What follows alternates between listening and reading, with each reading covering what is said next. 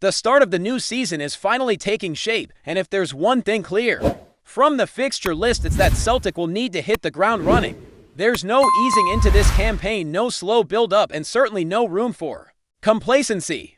Everything kicks off with Flag Day, that special occasion when the league champions raise the banner in front of their home crowd. This time the visitors will be St. Mirren, a team that by now should be pretty used to these big occasions at Celtic Park. It's almost becoming a tradition for them to be the guests on days when trophies and banners come out. They were there for the celebrations at the end of last season and even the season before that. You'd think by now they'd be bringing their own balloons and party hats. The match is scheduled for Sunday the 3rd of August, with a late afternoon kickoff at 4:30. Now there's been a bit of grumbling among the supporters about this kickoff time, and to be fair, it's understandable. Sunday late kickoffs aren't everyone's cup of tea, especially when you've been used to the traditional 3 o'clock Saturday starts. But this is just the reality now, with television dictating so much of the schedule. Sky Sports seem to love these late Sunday slots, and this isn't the first time Celtic have had to play under those conditions. We saw it last year against Kilmarnock, and there was another one against Aberdeen. During Ang's second season, it's becoming part of the landscape whether we like it or not. Speaking of Aberdeen, they're actually our next opponents just a week after Flag Day. That game will be away at Pittodrie with a lunchtime kickoff at 12:30 on Sunday the 10th of August. And let's be honest, there's already a bit of a score to settle there. That's going to be one where the players and the fans alike will want to make a statement early in the season. After that, the schedule gets even more intense with the last 16 of the League Cup. No confirmed opponent yet, but it'll fall on the weekend following the Aberdeen match, as has been the pattern in recent seasons. And just when you think there might be a chance to catch your breath, the Champions League playoff round appears on the horizon. That first leg is scheduled right after the League Cup clash, followed swiftly by a home match against Livingston on Saturday the 23rd of August. Livingston at home might seem like a bit of a breather on paper, but let's not kid ourselves. There are no easy games in this league, especially when you're juggling domestic and European commitments. Then comes the second leg of that all-important Champions League playoff. And as if that week wasn't already packed enough, the first Glasgow derby of the season is waiting right after on Sunday the 31st of August, away at Ibrox, the traditional 4th matchday slot. It feels like this one's been circled on everyone's calendar for months already.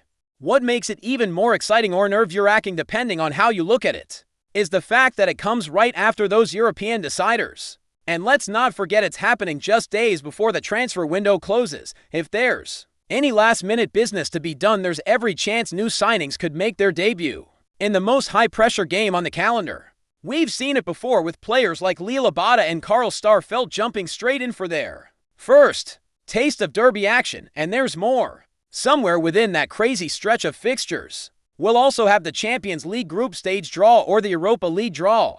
If things go sideways in the playoffs, the timing of that draw coupled with the closing of the transfer window means those few days at the end of August are going to be absolutely frantic. For the club, the players, the fans, everyone. Thankfully, after all that madness, there will be a bit of breathing space, with the first international break of the season.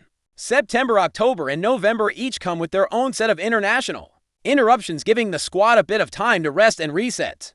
But if we're being real, the groans from supporters about those breaks are already starting. It's always the same: just as the domestic season starts gaining momentum, everything pauses. But hey, that's football now, and we'll just have to get on with it. When the players return from the September international break, the schedule continues with an away trip to Kilmarnock, though there's every expectation that game will be moved for television coverage just like so many others. After that, we're back home to host Hibernian on the 27th of September. And if you're noticing a lot of 12-week gaps between fixtures, there's a reason for that too. The early rounds of the League Cup are being played over weekends rather than midweek slots, which creates these little pockets of time between league matches. Looking at the opening fixtures as a whole, one thing stands out more than anything else. This Celtic team won't have the luxury of growing into the season. There's no settling in period, no gentle ramp-up. The demands start immediately in seasons gone by, especially when we didn't have to go through Champions League qualifiers. There was sometimes a feeling that the team could use the first few weeks to build rhythm and chemistry. Not this time. Not with Aberdeen away in just the second game. Not with Ibrox on the horizon by the end of August. And certainly not with the 12-leg Champions League playoff hanging over everything. The financial and reputational stakes of those European ties are massive. We're talking about matches that could define the trajectory of the entire season. Success means Champions League nights under the lights at Celtic Park with all the prestige and revenue that comes with it. Failure means dropping into the Europa League and having to recalibrate expectations. That's why the squad has to be ready to go full throttle from day one. On the transfer front, there's already been some movement. Ross Doohan has officially joined on a 3-year deal, and while he's unlikely to feature much, his signing still plays a role in shaping the squad, especially when you start looking at things like homegrown player quotas for European competition. Doohan alongside Callum McGregor, James Forrest, Anthony Ralston, and Kieran Tierney makes up the current list of club-trained players. And yes, for those shouting at the screen, Stephen Welch is still around too, though there's a growing sense that Welch might not be here come the start of the season. After his loan spell away, it feels unlikely he'd want to return to being just another squad option without guaranteed minutes, but there's also a practical side to keeping him. UEFA rules require a certain number of homegrown players for European competitions, and right now Celtic are cutting it close. In terms of association-trained players, those developed at other Scottish clubs, we've lost Scott Bain and Greg Taylor, which leaves us pretty thin.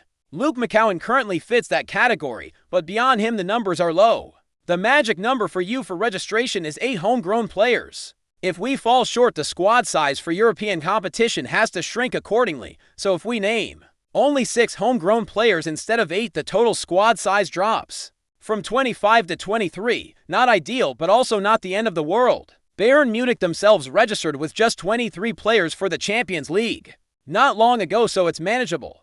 Elsewhere on the transfer front, one of the most talked about arrivals is Benjamin Nygren, or as some are starting to call him, Benji. Fabrizio Romano has already given the here we go signal for this one, which in the world of football transfers is about as close to confirmation as you get without an official club announcement. The fee around €1.5 million a bargain in today's market. Benji is expected to sign a 4-year contract with an option for a 5th, keeping him at the club until at least June 2029. Given the way things are moving, the official unveiling should be just around the corner. There's also growing interest once again in the Japanese market. After a noticeable absence in recent windows, Celtic seem to be turning their attention back to Japan. Reports have surfaced about multiple players being scouted, including left-back Koru Kasai, currently playing in Sweden, and center-back Hayato Aramura from the J1 League. But the name getting the most buzz right now is Shin Yamada, a 25-year-old striker from Kawasaki Frontal. This is the same club that produced players like Kyogo Furuhashi and Ryo Hadit, so naturally there's excitement around any forward coming from there. Yamada had an outstanding season last year, finishing with 19 goals in the J1 League, making him one of the top scorers in Japan. This season, though, things haven't gone quite as smoothly, with just 2 league goals and 6 across all competitions so far. Still, his track record suggests he knows how to find the back of the net. Style-wise, he's a classic poacher, operating almost exclusively between the goalposts, and he's shown a real knack for scoring with his head, a trait that could add a different dimension to Celtic's attack. The club's interest in Japanese players seemed to cool after the departure of Ange Postecoglou, but these new links suggest a possible shift in strategy. Whether it's a directive from the recruitment team, input from the new sporting director, or just a coincidence, it's clear that the Japanese market is back on the radar. And when you think about how successful previous imports from Japan have been, it's hard not to get a little bit excited. All in all, business in this transfer window seems to be moving at a much better pace compared to last year. By this point, in previous summers, the club was often still stuck in negotiations or waiting for deals to progress. This time things feel a bit more proactive. With Ross Doohan already signed, Benji on the verge, and a few more deals bubbling under the surface, there's real momentum building. The hope now is that the next few signings will be players capable of making an immediate impact on the first team. And with all that going on, let's not forget it's still only late June. There's a lot of time left in the window, a lot of matches to prepare for, and a lot of excitement to come as Celtic get ready for a season that's shaping up to be intense right from the first whistle. Before we proceed, subscribe to our channel and enable notifications to receive all exclusive news about Celtic FC. Don't miss any details about your favorite team. It's extremely important for Celtic FC fans. There's growing chatter around Lennox Town this week. with whispers suggesting that Daisen Maeda may have picked up a knock. During a closed-door training session, the Japanese forward, known for his tireless energy and explosive pace down the left flank, is believed to have suffered a setback that could rule him out of action. Though nothing official has been confirmed by the club at this stage, while details remain sketchy, sources close to the club hint at a potential muscle issue sustained during high-intensity drills. Eyewitnesses reportedly saw Maeda leaving the pitch early, with medical staff keeping a close eye on the situation. The incident has sparked concern among supporters, especially with Celtic gearing up for a crucial stretch in the Premiership and European qualifiers looming on the horizon. It's worth noting that the club has maintained a veil of silence, offering no formal update on the player's condition. This has only added fuel to the fire, with fans speculating across social media and forums.